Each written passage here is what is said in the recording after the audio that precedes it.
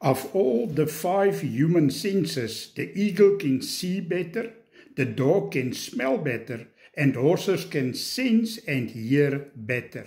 But none of the animals have the hands that are capable of such diversification as human hands. If you want assistance, you say, "Lend me a hand." At the wedding ceremony, the pastor asked the bride and the bridegroom to join their right hands. Talking about the right hand, read with me Psalm 63:8. My soul clings to you, your right hand upholds me. The right hand side on the cross is the hand of salvation, of redemption, of forgiveness, of restoration, of healing, of provision. The list goes on. That power in Jesus' hands is a gift to you and me. There is power in our hands. Holy Spirit, anoint my hands. It is written, yes, amen.